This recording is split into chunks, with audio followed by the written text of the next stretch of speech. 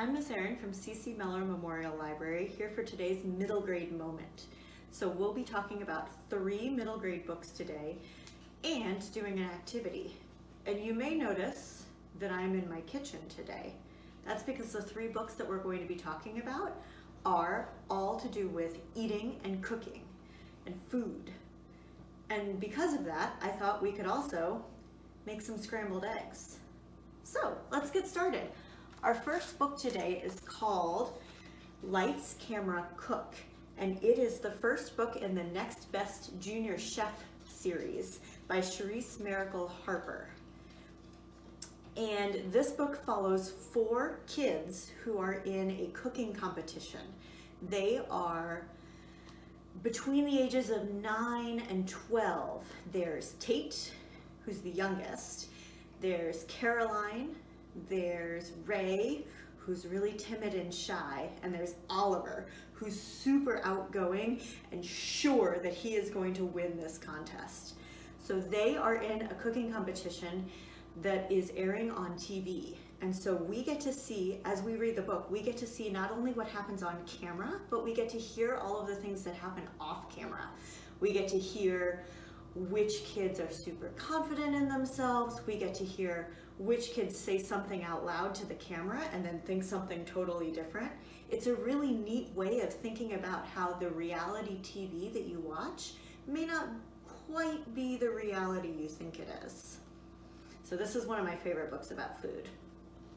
The next book we're going to be talking about is called A Dash of Trouble, and this is also the first one in a series.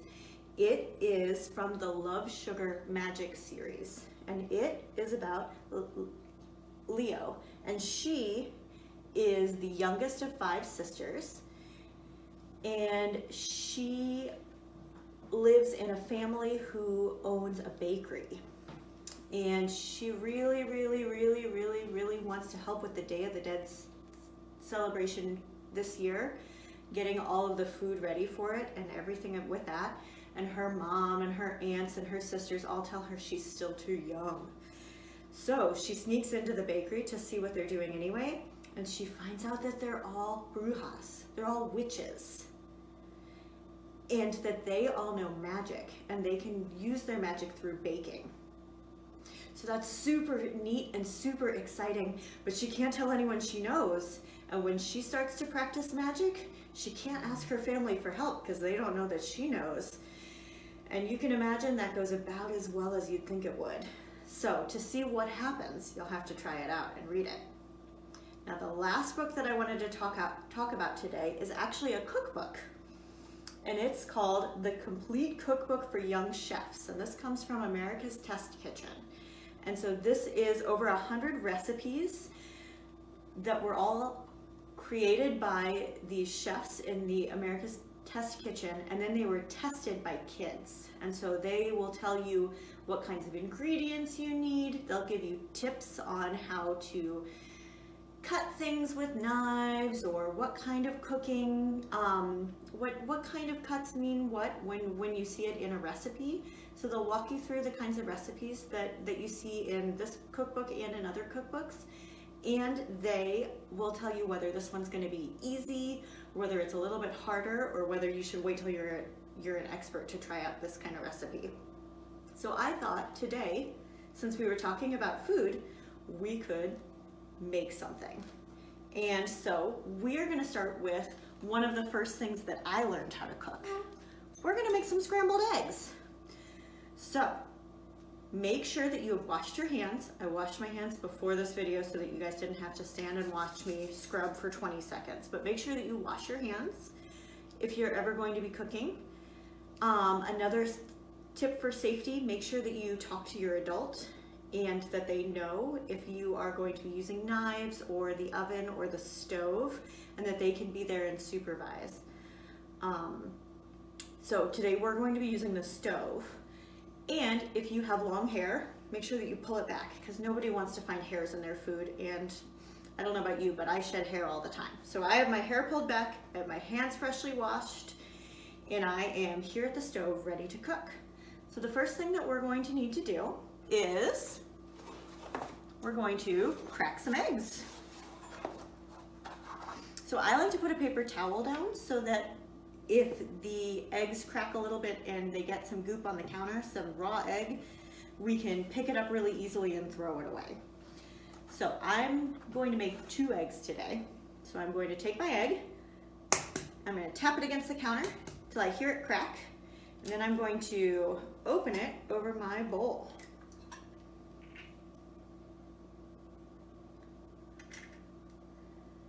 All right, let's do the next one. We're going to crack it over the bowl. Now you could crack it straight in the pan, but this lets you have some practice. It lets you try out if, say, you accidentally got some shell in the bowl. You wouldn't want that in the pan because it's a lot harder to pick out once it's in a hot pan. So in the bowl, you could reach your fingers in and pull out any pieces of shell if you get something wrong, or you can check the eggs, make sure that they look the way you expect them to look. Sometimes if you break open an egg, there might be a little bit of red inside. Sometimes there's a little bit of blood inside eggs. So it's always good to look at it and so that you know what you're getting yourself into before you start cooking with it. So I'm gonna throw these eggshells in this paper towel away. And I'm going to use a fork in my bowl to start beating the eggs. So the reason they're called scrambled eggs is because you have the egg yolks and the egg white, which looks kind of clear until you cook it. You have them all mixed together. So you want to use a fork or a whisk or something that will help you break up the egg yolk. So you want to mix it up. Now is also a good time if you want to put in any salt or pepper to put it in your egg, because you really shouldn't shake salt or pepper over a hot pan or a hot pot, because sometimes the water or the steam coming up can make all of the salt clump inside your salt shaker. All right, so I put in a little bit of salt and pepper, and I'm gonna mix it up a little bit more so that that's all mixed in. And now it's time to look at my pan. So I only have 2 eggs, so I picked a smaller pan. And I need to put some butter in the pan when I heat it up. So I'm gonna turn on the burner. So I'm gonna look at the pictures, make sure I turn on the right burner. I'm gonna turn it to medium. Uh-oh, I need a knife for my butter. Let's get a knife.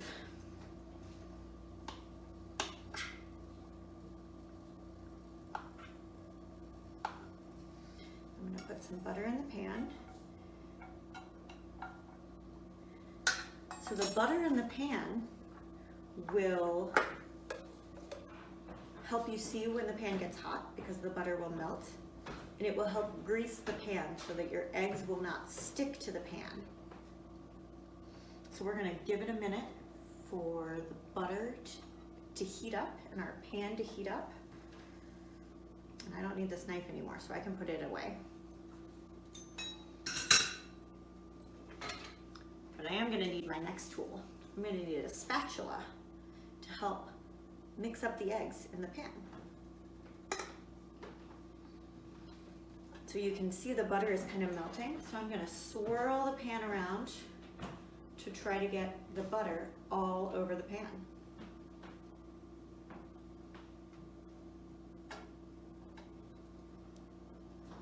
I can also use the spatula for this to push the butter around.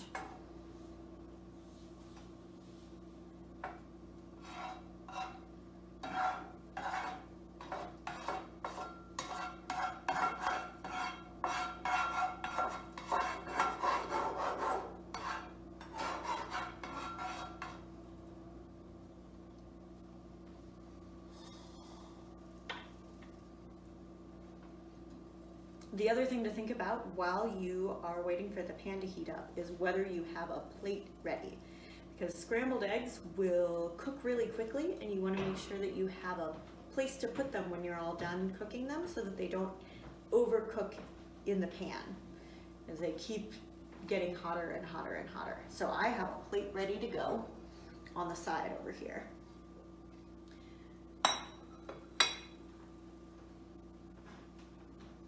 So my butter is starting to kind of bubble up. So I think I'm ready to put the eggs in the pan. So I'm going to pour them in.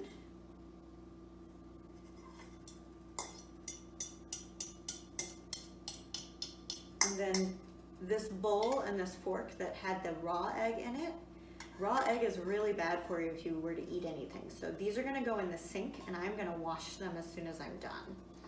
But I'm going to make sure that these don't touch anything that's going to have my finished food in it, because I don't want to eat with this fork if it had raw egg on it. So I'm going to put it in the sink.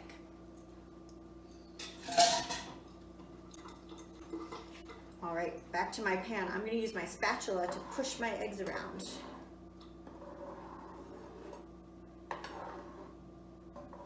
You may notice that some of the white part of the eggs is starting to cook. And it's, instead of being clear anymore, it's starting to turn white.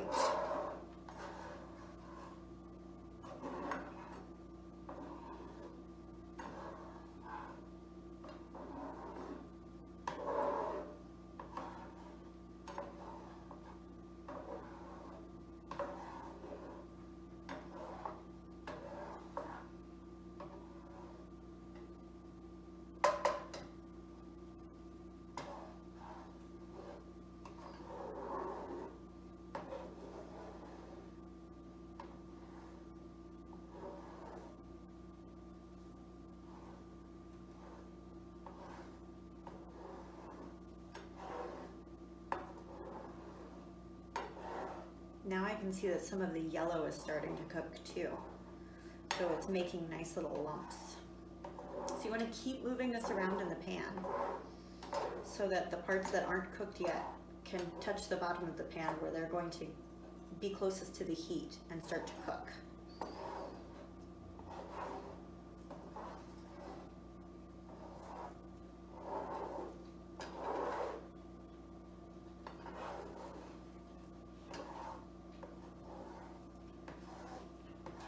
Now's the time also when it starts to smell really good. It starts to smell like scrambled eggs. You know how I can tell that? Because my dog just came in from the other room to see what was going on, what smelled so good.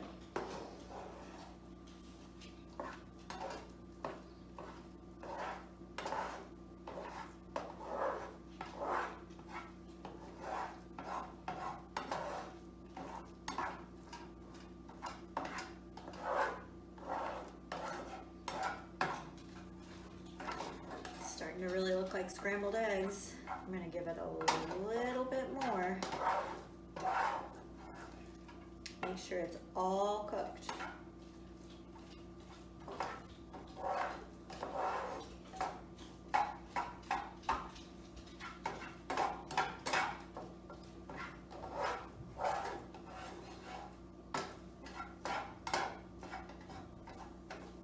All right. Looks done. So I'm going to turn off the burner and I am going to bring my plate over. Normally I would tell you not to do this so close to the edge of the counter, but I want you to be able to see it. I'm going to put my scrambled eggs on my plate.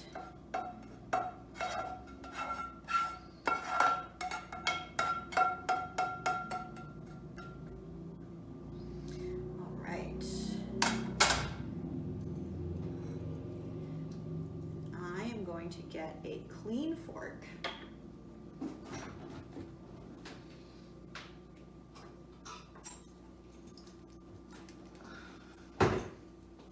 Remember, this burner is probably still going to be hot for a little bit. So if you have any little kids in the house, or if you are worried that someone will walk in and accidentally touch it, you might need to put something close to it or warn your family members. I usually keep a kettle that has a little bit of water in it so that I can put the kettle on that burner so people won't accidentally touch it. And now I get to eat my scrambled eggs. So I want to hear about the first thing that you learned to cook. If you make some eggs, I want to hear how they turned out. I want to hear if your family has something else that you use to eat with scrambled eggs. I like toast or maybe some salad with mine. And I want to hear if you read those books and if you like them. Otherwise, I will see you next Thursday for the next middle grade moment. Have a good week, everybody.